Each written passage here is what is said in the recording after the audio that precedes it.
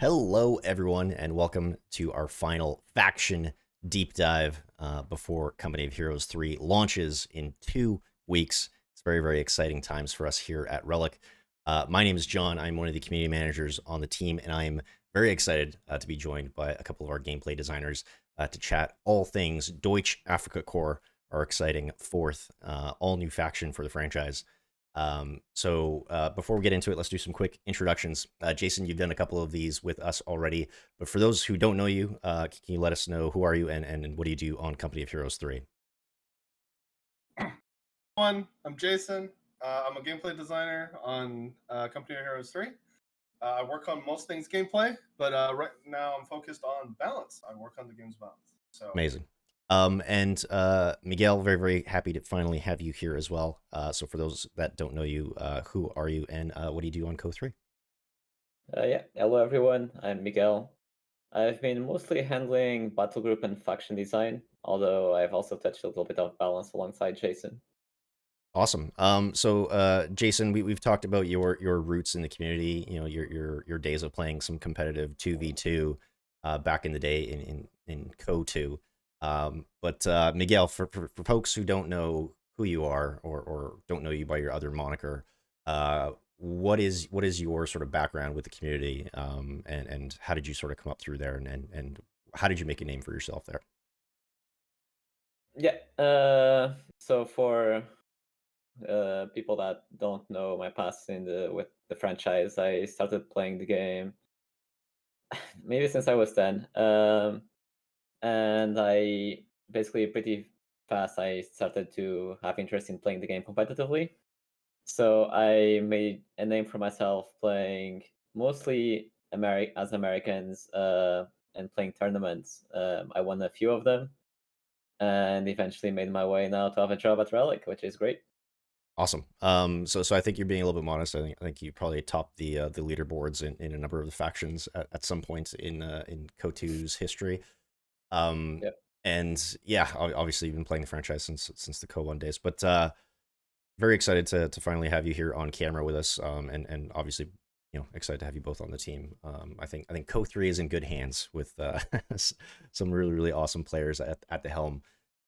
So as mentioned today, folks, we're going to be doing our final deep dive on the Deutsche Afrikakorps, talking about this all new faction at length, in depth. We're going to be looking at some gameplay. Before we get into that, as always, if you want to stay up to date on everything that we're doing with Company of Heroes, be sure to follow us on your social platform of choice: Facebook, Twitter, Instagram, YouTube, at Company of Heroes. You can also join co-development by signing up at companyofheroes.com. You can find our forums at community.companyofheroes.com. Our Discord is discord.gg/Company of Heroes. And of course, be sure to follow us right here on Twitch so you can find out when we're going live, twitch.tv/Relic Entertainment. We're going to be doing some really fun community-focused play sessions and streams after launch, so you're going to want to stick around for those. But like I mentioned, today we're doing a deep dive on the Deutsche Afrikakorps. We'll be looking at gameplay, talking about their roster, their battle groups, and more. We'll also be reviewing a 1v1 multiplayer match and a massive 4v4 with all of our launch factions. So please ask your questions in the chat, and we'll answer what we can as we go along here. But before we get into that, I just want to set up our conversation. We're going to take a look at our latest trailer, which showcases the DAK. So let's watch that, and we'll come back and we'll talk about the faction.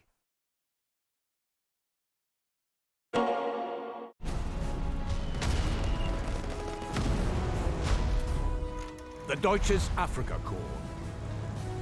Mobile, mechanized, elite. Hailing from Germany and supported by Italian comrades, these soldiers are experts in desert warfare. Betting on flexibility over raw power, hit-and-run tactics are at the foundation of their military doctrine. They are masters of mobility, navigating vast spaces and using their agility to take out key targets with their wide array of armored vehicles. Blink, and you will be overwhelmed by their bold stride. The deafening roar of engines, the thunderous blows of cannons, the ground will shake under the unrelenting assaults of the Deutsches Afrikakorps.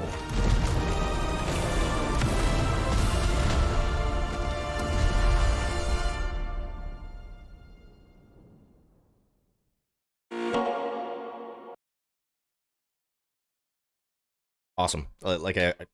Those trailers always get me hyped up. I always say that, but it's the truth. So before we jump into watching some of these games, let's talk about the DAK a little bit more broadly here. Jason, you know, they're a totally new faction for the franchise. So I'm kind of curious what the big picture design philosophy, or maybe the intent behind introducing this new, more mobile, early war German faction was for the franchise. Yeah. So DAK is the fancy new, is the new faction, is kind of like the more radical, the more new design. They are meant to be a highly mobile, highly aggressive, mechanized faction. We've tried, but not quite to this extent.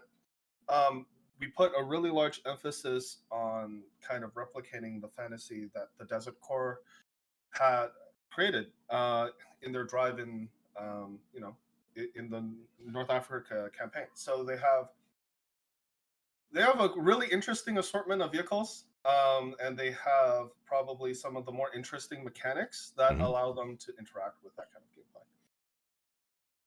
gameplay. Yeah. So Miguel, I'm also kind of curious what some of the big goals were with this faction in Co3, you know, and how might that differ from some of the other factions that we're going to be launching with? Like, what are we trying to accomplish with the DAK?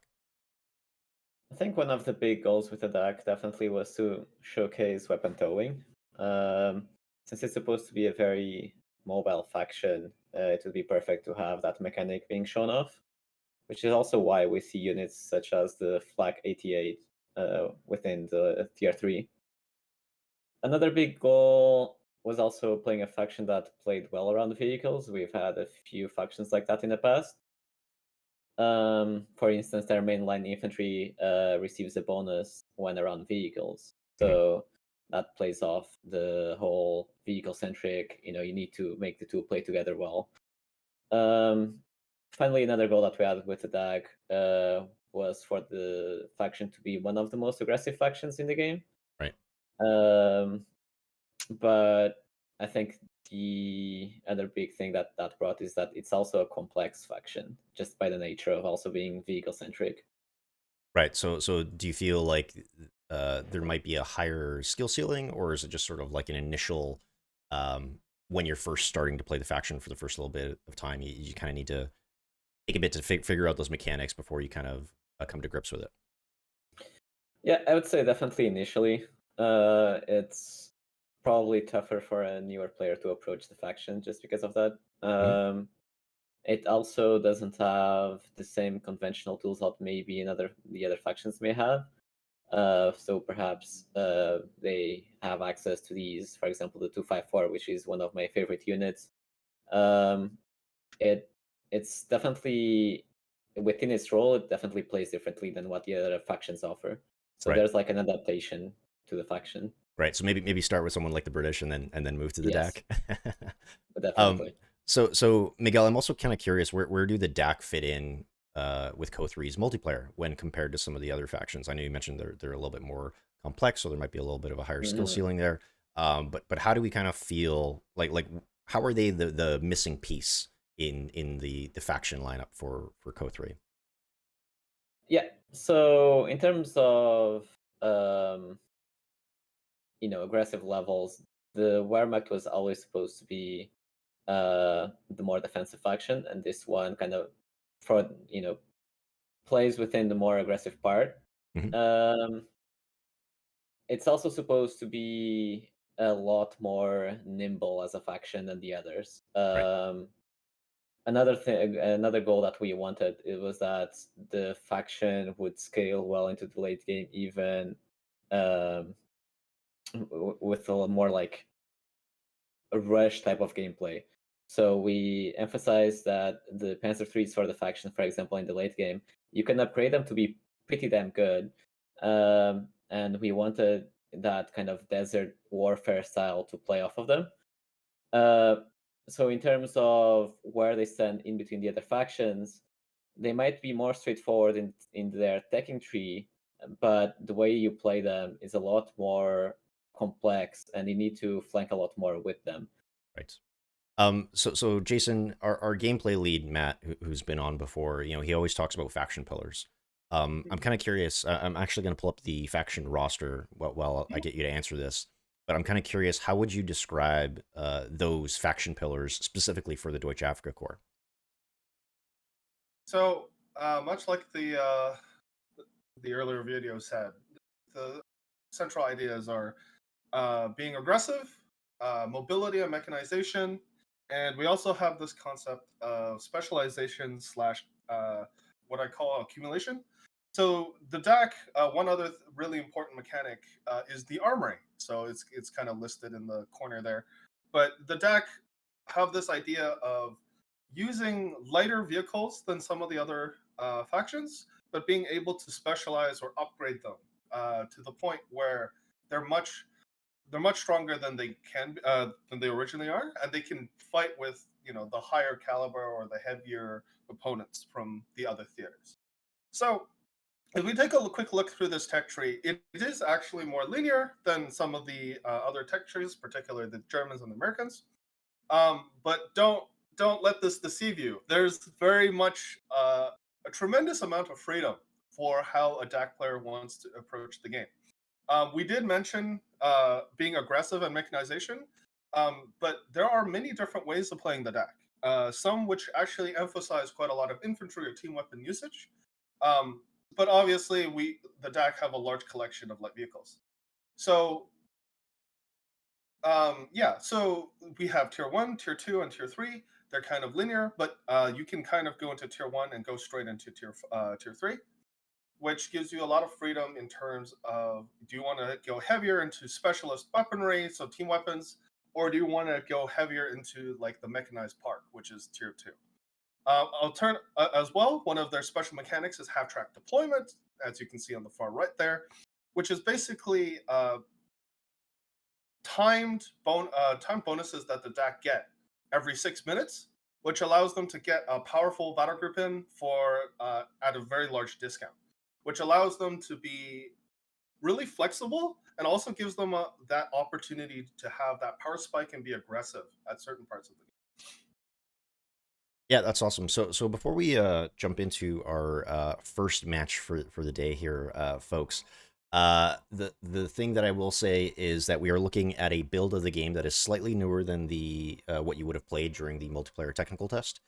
It is still not our 1.0 build. I think there are a couple last minute things that are going into that one. So you should see some of the visual and audio changes that we talked about after that test, but not all of them. So just keep that in mind. Those should, however, be integrated for launch, and we're going to continue obviously working on improvements post launch as well. So we're going to be looking at a match, I think, between you two, between Jason and Miguel here. So Jason, I believe you're playing as the British, and Miguel, you're playing as the DAK. Is that correct? Yep. Okay. So let's maybe jump into that, and we'll get started here with some initial thoughts on this matchup, and then we can go from there. So opening up here, we have Miguel on the right side playing as the DAK. Let's maybe talk about some of those initial decisions. We always kind of talk about the early, mid, and late game. So Miguel, what are you kind of focused on here in the early game with the DAK? I see you already got the Kradschützen out to do some fast capping of the points. What other decisions are you making, and what other things are you kind of thinking about here? Yeah, so I start off by building a motorcycle. It really allows the faction to get on the map a lot quicker. And something I'll always look for when playing the DAK is to get on those fuel points rather quick, so I can get my first building up as soon as possible.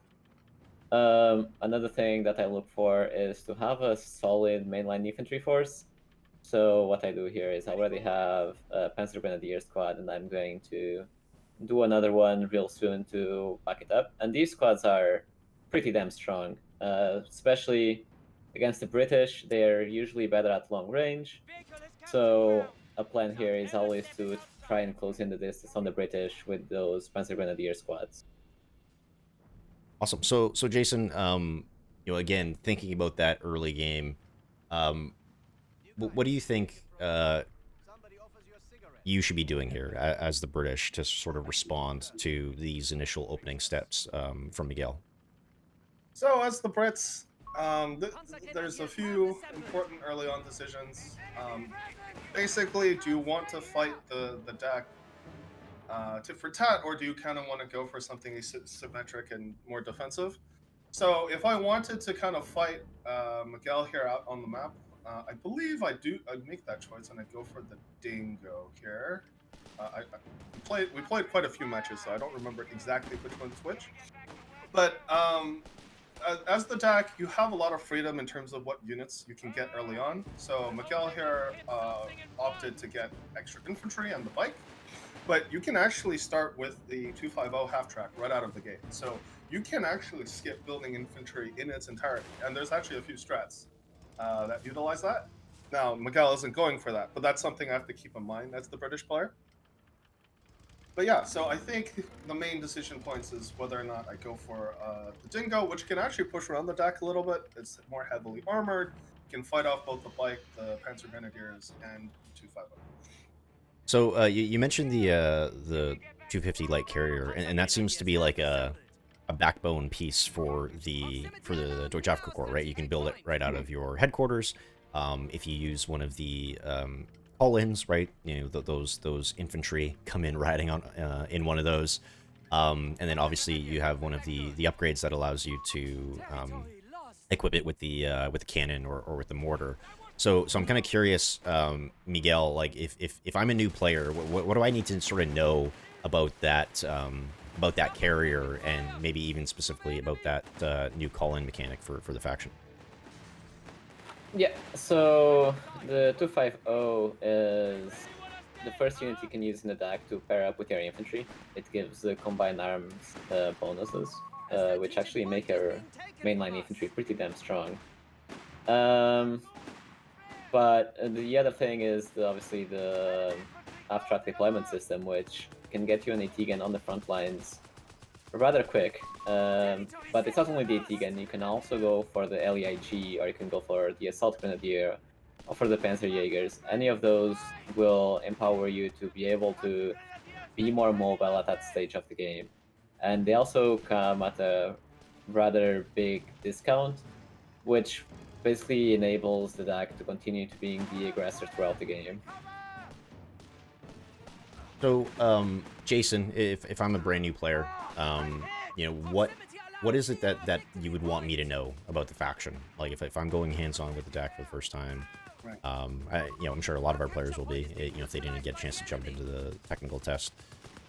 What should I know about the faction as we get into it?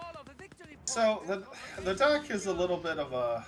There's a lot of specialists in the DAK army as well, or there's a lot of ways to get different tools. So you can, for example, get access to the HMG, the Assault Grenadiers, and vehicles very, very early on. I believe Miguel actually goes for the flak half track really quickly here. But one really important thing to think about is there's a really big emphasis on both attacking but also mechanized play. So one mechanic that's built into all of the Panzer Grenadier units, and all DAK infantry for that matter, are two things. So all DAK infantry can repair to some extent. So most of them have rudimentary repair, which is significantly worse than the standard engineer repair, but it is still repair. And the other mechanic is called combined arms. And so when DAK infantry are fighting alongside, so nearby allied vehicles, they gain a significant combat bonus. Now, because Miguel here hasn't opted for the 250 early on, he doesn't get this bonus. But he does get a lot of infantry power, which will, while he's not as powerful right out the gate, he will take advantage of this later on. Right. Yeah. So you mentioned rudimentary repair. I'm kind of curious what the design decision or design philosophy around including that for the DAK was. Is it specifically because we had this emphasis on light vehicles early on with the faction, and we needed something to support that, or was there another line of thinking there? Yeah. So a few things. So the main thing was to enable the kind of mechanized play that we wanted the DAK to emphasize. Like, it's not much of a factor right now, but it'll kick in as the games go longer, and especially in larger games. Now, again, it is rudimentary repair on most of the infantry, so it is significantly slower than normal repairs, but it does mean that you don't need a dedicated engineer unit to sustain vehicles. So we didn't want to shoehorn players into having to lug around all of these engineers to maintain whatever kind of vehicle play they're doing. So while it's less efficient, they can sustain vehicle gameplay or vehicle armies without having to sustain a large amount of the other part, we also wanted to represent how over time the DAK forces gained a lot of experience fighting the kind of battle that they did. And one of the things we want to reflect that by is by showing that the grenadiers or the DAK infantry are able to get better as the game goes on. So there are armory upgrades that both buff the, for example, you can upgrade your Panzer Grenadiers to 6 men, and you can also increase the repair rate, among other things. And this was kind of a way for us to represent how the DAK got more powerful, or the men of the DAK got more powerful and got more experienced over time. So I am kind of curious about, when it comes to designing a brand new faction like the Deutsches Afrikakorps, I'm curious about some of the decisions that went into their roster or like their production buildings. How do we even approach this design from the get-go, Jason? Like, how do you decide what unit goes where and like what teching has to happen before you get to another unit? Like, I'm sure there's a lot of conversations and a lot of playtesting and a lot of design that has to happen, but maybe you can try and sum up that process for us. It's a lot of trial and error. This was a huge challenge because we wanted to do something new.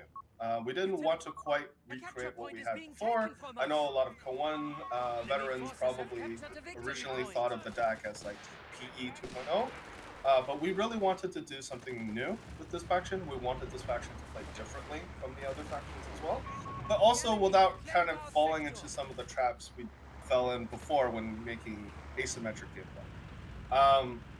So there was a lot of trial and error into this, especially with vehicles, because another problem with vehicles is that they're really sensitive. They're probably the most sensitive unit class of our game. You make a T2 good, they suffer. You make snares too good, they suffer. Mines, all kinds of things interact with light vehicles. So there was a lot of challenge getting in the right thing. So it was a lot of trial and error. We did look into the past for inspiration. So we looked at PE, we looked at OKW.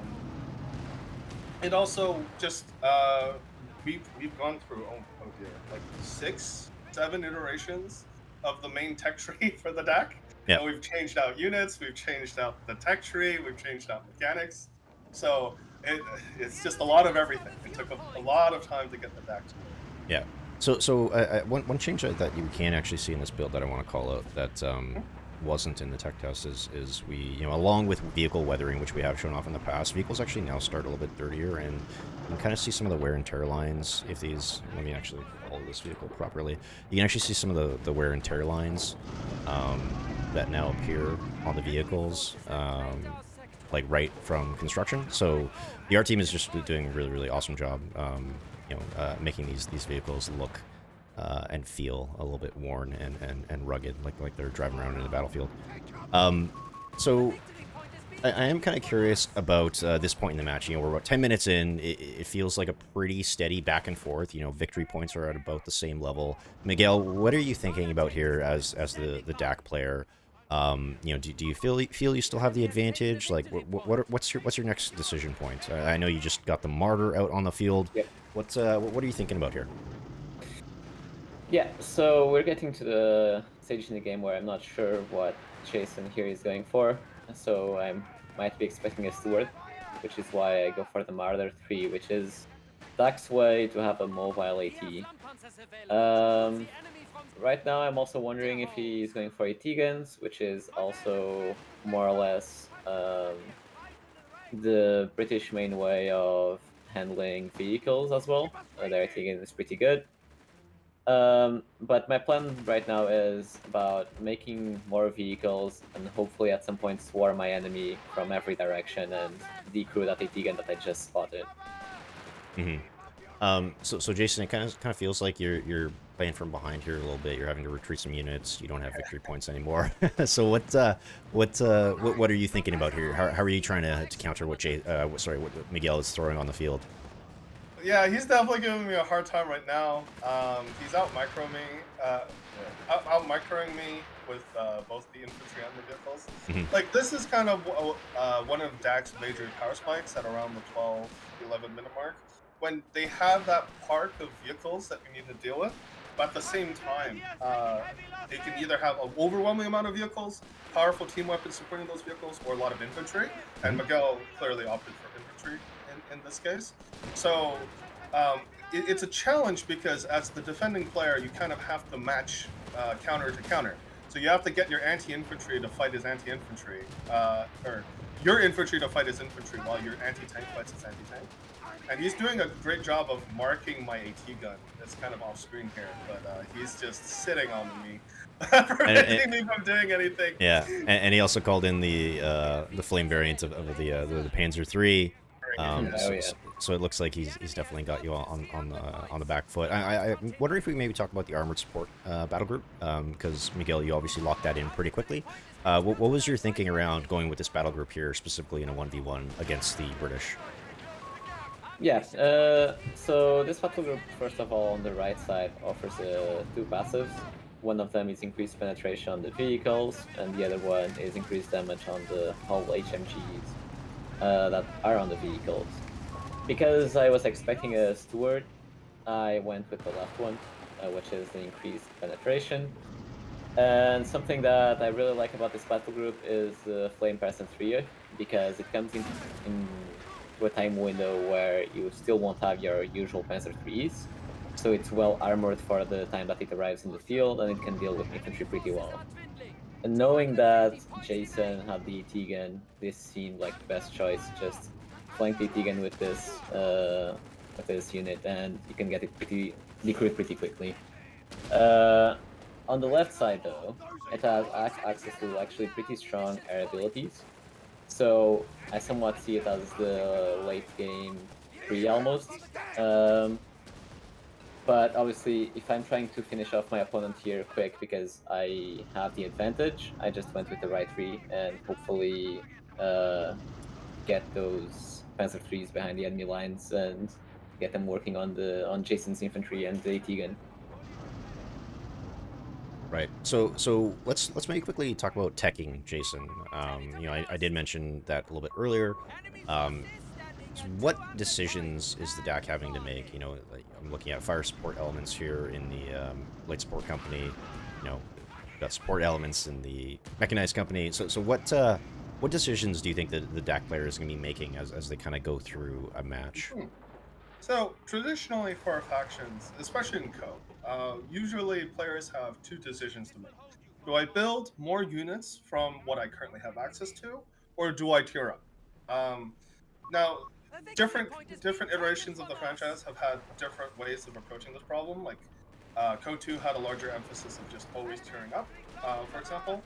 But in our game, we've put a significant larger emphasis on building now versus building later. So, for example, on my end, actually, I built, I delayed tech in order to get out a few more infantry units because, as you can see at the top, Miguel is clearly pushing me down in VPs. He's using his power spike really well to convert that into a lot of pain. But the DAK, unlike other factions, actually have a third avenue. So rather than just building now units out of what you currently have or tearing up, you also have the third decision of, do I upgrade what I already have? So the armory, we can't really show it right now, but like the armory has a lot of powerful upgrades that allow your units to scale, which is a really big thing for us because we wanted the DAK to emphasize infantry gameplay. Oh, do I get this thing? You get yes. You bloody tank. Anyway, the DAK have a large emphasis on light vehicles, and those who have some co-experience probably know that light vehicles really struggle to scale into later parts of the game. And one of the solutions to that, other than just designing vehicles to be a little bit more inherently scaling, is to give them powerful upgrades. So you can give them smoke, you can give them self-repair, point capture, and a lot of other things. A lot of little goodies that you can upgrade to these vehicles. So there's actually 3 levels of decisions.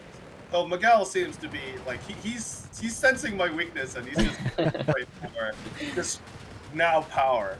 Oh boy. Using both the Battlegroup and just he's not teching, he's not building units, he's just crushing with the flame pan. Yeah, some bad manners here from Miguel as he's got you base pinned. So it doesn't look like you're gonna be coming back from this one, Jason. No, this one was a shorter game. Yeah, a little bit of a shorter game. So there's the GG. So let's quickly sorry, let me change this For back the to us here. record, we have a replay where I win. But Miguel clearly doesn't want to show that off. Didn't want to show that one for the game here. So as I queue up our next match here, I'm kind of curious. You know, we talked about a lot of the new units and some of the new mechanics. Like if I'm a you know, playing with the DAK for the first time, or maybe people haven't played a lot with it in our past tests, what are the new and unique ways to play Company of Heroes are on offer with the Deutsches Afrikakorps, and what are you kind of most excited for players to go hands on with the faction? Maybe Miguel, let's start with you. I'm definitely excited to see people play with the Italian infantry from 2 of the battle groups that we have. I think people already saw a lot of the power that they offer. So we have the Guastatori and the Bersaglieri, which I think I just butchered the name. And they play a lot differently than the mainline infantry for the DAK. Another thing that I hope to see is a lot of Flak 88 play, especially in team games. Yeah. Especially the mechanic that you can now tow them around. So if it's in a dangerous position, you can adapt. Even if the opponent maybe finds out your position with his own artillery in the game, you can just get it out of there. Another thing that I'm looking forward to is people just finding out more about the DAK armory upgrades, because I feel like in the tech test that we had earlier, people didn't really understand just how potent they can be. I'm hoping that these people discover a lot more of ways to play the DAK after they see those upgrades. There's even one that lets you capture territory with your own vehicles. So at some point, you could even go for a playstyle where you basically have no infantry whatsoever. All right, so let's jump into our second match here. So like I mentioned before, this is a 4v4. We've got a bunch of devs playing here. We also have a couple of we've got one of our Discord moderators. So shout out to Demonic Spoon who played with us. So jumping into this 4v4, we have, I believe, 2 DAK players in the middle. I believe it's Miguel here from your perspective in the blue, and then Jason, I believe you're just above him here. Is that right? Yep. I think so, yeah. And then we have a Wehrmacht player on either end here at the top and at the bottom. So playing the DAK in like a big 4v4 is obviously going to be a little bit different than playing in a 1v1. I see Miguel's already locked in Italian combined arms and is getting out some Salieri soon here. But Jason, what do you think the approach should be for a player as a DAK when they're jumping into like a big team game? Yeah. So one of the really cool things of playing the larger team formats with this faction is that this faction has tremendous amounts of freedom of what you want to go into. So one of the factors that isn't as relevant in the 1v1 mode is indirect fire, artillery support. DAK actually has a significant amount of options for indirect fire. They have basically 4 in the base tech tree, and they have 1 more in the Battlegroups. So you can, if you want to be the artillery commander, DAK is surprisingly good at that. There are also what indirect fire options you go for also change what you go. But also you can kind of do what I believe I do this in this game. It can be this mobile infantry mechanized force that you go around up and down the lanes supporting your teammates and attacking where your opponents don't expect it. Because the other thing is that, again, DAK is very aggressive and really mobile. And if you take advantage of that, it's risky, but if you take advantage of that, you can do tremendous amounts of damage, which is really cool. Yeah, so I see that you both, as we mentioned in that last game, you both go for the 250 light carrier right away. So Miguel, maybe you can talk about your decision there. Yeah, I think the 250, especially in team games, because the maps are a lot bigger, it's pretty damn strong to just get your infantry around. And as you can see here, I start already harassing. I'm not sure. I think this is Will Ward. Yeah. Regardless, so the playstyle here in team games with the DAK is there's a lot of movement, and you can aid your allies a lot with just moving infantry around these AF tracks. I think we're going to see a little bit of that in this game, but that's definitely one of the strengths of the DAK in these big team games, is that they can help your allies around the map just by crewing infantry in those 250s and moving around. Right, and we see that with Jason kind of moving up here north with the Wehrmacht player to I think this is David from the missions team playing as the U.S. up top. We're not going to look at the bottom because that's me playing as the U.S. So we're not going to pay attention to that part of the map at all. So this is obviously a huge 4v4 map. This is Winterline, I believe, which I think is one of my favorite maps because it showcases a lot of really cool terrain and a lot of different really interesting aspects of the map. So as the Deutsches Afrikakorps, what are some of your initial decisions here in a big team map? You talked about mobility. You talked about sort of using those vehicles to support your allies. Jason, what do you think you and Miguel should be prioritizing here? One of the other early decision points, and this goes for all of the factions to a certain extent. In the larger team games, you're kind of shaping the end army you want from the start. So one of the big decisions for the DAK is kind of how much infantry are you specking into? Because if you want a lot of infantry, generally it's a little bit better to get them out early so that you can start better get veterancy on them. But you can also just be like, no, I'm not going to go infantry this game. I'm going to go all vehicles, whether that be all indirect fire vehicles or support vehicles or combat. So as you can see here, Miguel clearly likes his infantry. So he's building mostly infantry. I think I'm actually doing the opposite. I think I've only built one infantry unit, and I have two 250s right now. Yeah, so I think I have more vehicles than I have infantry. Right. So one thing we didn't really touch on yet is veterancy. I'm kind of curious, what were some of the decisions around like how veterancy is applied to the DAK? It seems to be fairly straightforward when compared to some of the other factions. But Jason, maybe you can talk about some of the decisions around like the different perks and different abilities that units get when they vet up. In acknowledgement of like all of the other things that have gone into the DAK currently have, I believe, the simplest of the veterancy. So those who have played Pro 2 will be very familiar with how the veterancy of the DAK work. As you deal damage and as you gain damage, you earn the XP, and as you gain levels, you become more powerful. But there's really, it's pretty straightforward. Yeah, but the DAK do have really powerful veterancy abilities. Now, most of them are intended to add utility to units. So if you look at some of the other factions' veterancy abilities, they add power. But a lot of the DAK abilities are intended to give utility. This allows a lot of their earlier units to scale much better into the game. And also, there's a big emphasis for the DAK on how you use units to gain really important strength, which, a lot of these utility mechanics allow these units to mutually support and do more than what they could do in. So one thing that we've touched on a little bit is the Battlegroup decisions for the Deutsches Afrikakorps.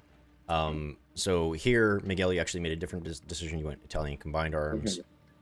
What's your focus here, especially in a big team game? Looks like you're just kind of rushing down this left branch, which is all Bersaglieri all the time. Improving their squad size, getting them the Breda. What are your decisions here? Yeah, so I see that Jason is going for a more vehicle-focused strategy, so I decided to go for the more infantry-focused one. These squads are really strong in the early game stages of the game, and the left path of that tree enables that infantry to just scale a little bit better and keep the momentum going throughout the mid game. And that kind of buys me time to get my tier 2 and tier 3 vehicles. So that's kind of what I'm looking for here. Right. And what about you, Jason? What do you remember what battle group you picked here? I believe I went for. I want to say armored support. Because I'm going heavily into vehicles, and I'm also keeping an eye on the late game as well. Because I think one of my strats is, because I'm using a lot of half tracks with infantry, I believe I have 3 half tracks with 3 squads in them. I'm trying to minimize the manpower bleed that I'm doing.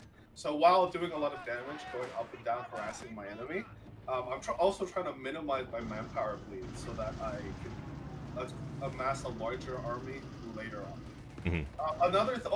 One big thing that I do in this game is I'm accumulating a lot of upgrades on my units. So I've gotten both the half trap upgrade, which gives them more health and more armor, and the smoke upgrade, which also gives them a little bit more health and gives them the panic smoke ability, the smoke discharges, which allow my vehicles to escape. Which right now they're okay on my half tracks, but later on they will also be present on my heavier vehicles, so on my tankers, which I will utilize. So the strategy is, yeah, I'll be very aggressive, helping my teammates mostly. I'm not as good fighting on my own because my opponent brings a lot of anti-tank. I'm kind of just screwed. But if I go where there is an anti-tank, where my teammates are, I can do a lot of damage, and then transition into a bigger army later on. Right. So we're kind of getting close to the 10-minute mark. Miguel, what are some like big decisions that you're going to be making here shortly for your forces as you're trying to push out this mid here, trying to stay on top of this VP and this fuel? What's going through your mind? As we enter the mid game, something that you always have to consider is how you want to start handling the imminent tank that the British could pull out, because the Sword is a pretty strong light vehicle. And right now, because I went for the 8-rad, I'm hoping to support it with a Martyr, because it's also a team game. Again, the map is large, so the Martyr is the perfect unit for you to have a mobile anti-tank platform. Another thing that I'm considering is how do I lock down the center of the map? And I believe that in this game, I go for the 254, which is the mobile artillery unit that DAK have access to. And I think also an underutilized unit that I've noticed people not using as much. It's a pretty fun unit. The other thing I'm considering is, because with a DAK, you always have to consider how much fuel you use for your mid-game units, such as the 8-rad, versus stacking up for your late-game units. So it's always a balance with the DAK, just how much you want to invest in those mid-game units. Right. So going back to battle groups for a second, Jason, the DAK have some really cool ones. I love the Italian representation in 2 of the battle groups, and we got some really fun light tanks from them as well. How do you feel the DAK battle groups sort of complement the core roster of the faction? What kind of fun toys do they have on offer? We've seen a bunch of them already, but I'm curious if there's anything specific that you wanted to call out. So we have 2 battle groups that feature Italian units. We have the Italian infantry, and we have the Italian combined arms battle groups. And the DAK kind of have 3 or 4 ways. 3 or 4 ways of kind of integrating Italian units into the army. They can there are strategies that basically replace large parts of your roster with just Italian units. So, for example, Miguel here he's replacing most of his infantry with Bersaglieri, which is the Italian rifle unit. And one of their really cool things is that they get really fancy hats, and they sprint everywhere, Right. which is really cool. They're really good runners. They were picked to have the highest athleticism before they were let into the unit. and they also have good marksmanship. So they're overall good infantry. The other unit, and I'm sure those who have played the tech test have encountered this unit, is the Guastatore Combat Engineers. They are these scary-looking dudes with gas masks and double flamethrowers, and they completely they're just like Terminators. They go around and they just absolutely destroy other infantry. Now we have three light vehicles. We have the L640 tank, we have the M1340 medium or medium/light tank, and then we have the Semovente self-propelled gun. There are a lot of different options. Now, both Miguel and I didn't really opt for them here, but there is a strat, for example, where you can go basically purely in Italian units using the Italian Combined Arms group, where you go Bersaglieri, and then you also opt into both of the vehicles on the right side of the tree there. It delays your infantry a bit, but it gives you really powerful weapons. Right. So, comparing those three launch battle groups for the DAK, do either of you have any personal favorites, Miguel? Do you just love Italian Combined Arms? Is that what you always go for, or is it sort of dependent on the situation? Sort of dependent on how I want to approach that particular game. Although I think my personal favorites are still Guastatore. I really like their passive capability of using the smoke and getting a buff when getting out of smoke. I think that's a really fun mechanic. And also, within this battle group, I really enjoy just I think the right side offers a pretty good strafing run. And I think the armored support one, I also enjoy it because of the flame panzertree. So it's hard for me to say what my favorite is, but yeah, I think the Guastatore overall are my favorites. They are a really fun unit to use. What about you, Jason? What's sort of the battle group you always kind of go to, or is it a specific strategy that you like to employ with the DAK whenever you're playing in testing? So the Bursa strategy is definitely my favorite. So going a lot of Bursas and going to the Italian vehicles, I think is really, I really enjoy that. Though whenever I'm feeling, when I don't want to go that strategy and I just want to play more flexible standard DAK, I think the armored support battle group is a lot of fun. And then obviously if I want to just burn people to a crisp, then Italian infantry is kind of my favorite. Italian infantry also has some really interesting off-map abilities. So they have propaganda war, which allows them to force retreat units. Oh boy, yikes. I think I tried to help Will here and didn't do a very good job. Yeah, that one rifleman squad just tanked, just ate that bombing shot through the face. Yeah. So honestly, I like all three of them. If I absolutely had to choose a favorite, I still think the versus ones are my favorite. No, it's more because in the smaller modes and 1v1 and 2v2, I really like using the G40. So yeah. Awesome. So it looks like you're both kind of just camping on these points here in the mid. Or are you just kind of waiting for the allies to like, throw themselves against the brick wall that you erected here, or what's the next decision point, Miguel? Now I'm probably looking into getting into the tier 3 and start rolling some Panzer 3s out. I'm not sure exactly what I do this game, but I usually in team games as a DAK I also like building a flag 88 just to secure the portion of the map I'm playing at, since it basically denies any late game vehicle that they could throw at me. And I'm also making use here of the lockdown ability on 254, which is the Veterancy ability that it has to try and barrage my opponent a little bit further along than usually the unit can. What about you, Jason? What are you kind of thinking about at this point? I kind of feel like you've all secured this game for yourselves. Miguel has been camping a little, but I've been going up and down. So I've been fighting both in the north and the south. I actually haven't been giving the opponent across from me the time of day. I've just been avoiding them. because I think they're running around with a bunch of Tommies with AT rifles. Right. I think that was Marco, so he'll be hurt to hear you say so that. I was just avoiding him, and I was punching this American player up top, and then whenever you know I guess Marco would show up there, I would just like just peace out, and I would go down middle.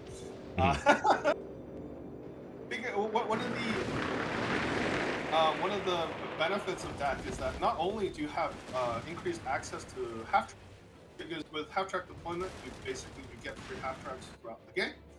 You also can buy one, but you also get tank riding. So between tank riding and half tracks, so vehicle holds, tank riding, and then also towing. You can, as the DAK army, you can basically move up and down the map at will.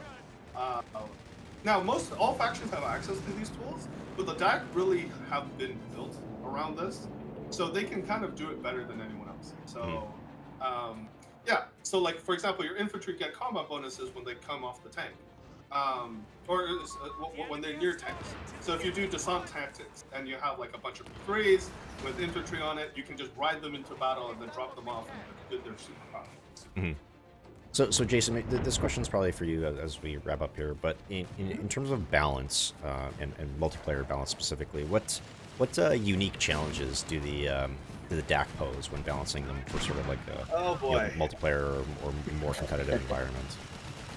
So I'm sure some of the more like some of the fans from Code 2 are probably stressing out a little, seeing the columns on the left side, some of the emphasis on being aggressive, some of the parallels to OW.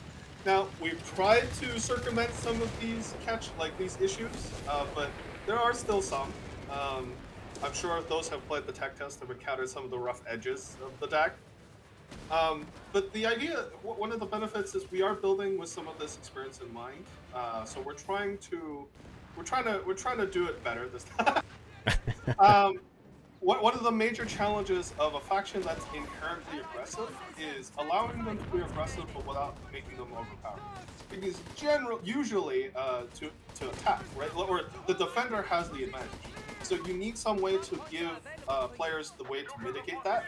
But usually, a lot of the time, that just means extra power, which can result in just unbalanced faction, which can happen. But we're trying our best to make sure that doesn't happen. We've done a lot of things. We've built a lot of things into the faction to try and avoid that, where a lot of the things that allow them to be aggressive, for example, towing, half tracks, tank riding, those are not unique to the faction, but also the faction can benefit more from it than other players. So that way there's counterplay, there's more skill involved. Hopefully that way we can make sure that we can maintain that unique identity without unbalancing. Right. So I think we're going to wrap this game up here right away. But as we kind of come away from this match, I am kind of curious. Jason, what do you think, or maybe Miguel, let's start with you. What do you think the allies could have done to try and counter some of the strategies that the Axis were employing this time around? I think it's something that when you're playing against the DAK in team games that you always have to have in mind is that the DAK player can choose to aid his allies at any point because they are really mobile. So usually if I'm playing against the DAK, I go for less of a, units that have to hold their ground, so no HMGs, no mortars, and I go more for a more mobile kind of force. If I'm playing the British, I might go for more Tommy squads and the Dingo to follow the DAK player around. If I'm playing the Americans, I'll probably go with Riflemen and try to upgrade them as well as I can. Another point with the DAK is that even though they have a mobile anti-tank platform in the form of the Marder tank, the tank needs to rotate to face your target to actually shoot. So a good thing that you can do is if you rush for your light vehicle, such as the Stuart or a Chaffee or the M8, you can try and coordinate something with your allies to flank the vehicle, and it will be pretty overwhelmed pretty quickly. Another thing to consider is that you have to pay attention to what the DAK player went for. So, for example, in the previous game, I went for the Brasileiro, Right. which is a infantry unit that has no access to snares, meaning that if you do get the flank on the DAK vehicles, they have no way to stop them. So you need to acknowledge what your opponent might be missing. While as if they go for their mainline infantry, maybe they'll have just less infantry and a less powerful mid game than they would have otherwise. Yeah, my advice against the DAK and what I usually do is try to make your force as mobile as possible, so you can follow the DAK player around. Right. What about you, Jason? Coming out of that match, what's sort of your big takeaway from that 4v4? We stacked the teams too much. Yeah, no, like it's tough because we have built in so many different ways of playing the game. I definitely saw the player opposing me. Again, we'll name him Marco, but I don't know who it was, but really struggled to kind of mitigate the amount of damage I was doing to his teammates. Mm-hmm. Even though he could counter me, like if we fought straight up, he would have just murdered me. But he couldn't do that because I was using mobility and hit and run to get around him, right? Yeah. But you know, there's a lot of different ways to approach both playing the DAK and also countering the DAK, because one of the other things, yeah, like by no means is the DAK one note in terms of like it's just light vehicle spam, right? Like I think Miguel has pretty much gone the other way and he's just gone pure infantry. So yeah, there's a lot of different ways to play, and hopefully, you know, as players get more familiar with it, we can see some of the more crazy strats start to emerge. Yeah, and I imagine we're going to be paying very, very close attention after launch to you know, the data that we're getting and some of the feedback that we're getting from players. And I know coming out of the tech test, we were actually really, really happy with how balance was looking. But I'm sure that your team has a lot of adjustments that they're going to want to make in the coming weeks and months. So we are going to be paying very, very close attention to that, and we're going to be making some tweaks here and there where we need to. So before we end today, folks, I just want to, you know, again, let you know that if you want to stay up to date on everything Company of Heroes, you're gonna want to follow us on your social channel of choice at Company of Heroes on Facebook, Twitter, Instagram, and YouTube. Join us in the Discord and have some awesome chats with us and some of the developers. Discord.gg/Company of Heroes. You can follow us here on Twitch, twitch.tv/Relic Entertainment, and sign up for code development at community.companyofheroes.com. That's where you're going to find our forums. So before we head out for the day, folks, we are 2 weeks away from launch. We're incredibly excited. It's very palpable in the studio. There's a lot of final work that is happening. Things are getting ready. And we can't wait to put the final game in everyone's hands so you can enjoy, you know, the dynamic campaign, the North African operation, all 4 of our launch factions in multiplayer and co-op. There's just so much in Co3, and I know the entire team is just incredibly excited for you to get your hands on it. Before we go, any final thoughts? Anything you want to say to the players, Miguel, before we say goodbye? I can't wait for, honestly, the players to get their hands on the game and see what they come up with. I think it's always a lot different when you're playing internally, and there's definitely a limit on the player pool. So I can't wait to see what players come up with and how we on the live team adjust what they're doing in the upcoming balance patches. Right, Miguel is just saying he's tired of embarrassing me in 4v4s. And Jason. Jason, what about you? Final thoughts as we get close to launch here. Yeah. I hope people are excited. I hope we've shown them that there's a lot of cool ideas. There's a lot to dig into the game, and you know, we're going to be looking at how people respond to the feedback and how you guys engage with the game, and we'll be making adjustments and whatnot to make sure that all things run smoothly. As we know, there are going to be a few rough edges, but I hope for people's patience as we work them out. But I really do hope that they engage with a lot of the I really think there's a lot of cool ideas in there. A lot of builds, a lot of ideas that you could do that you couldn't do in prior games. So yeah, I'm looking forward to that.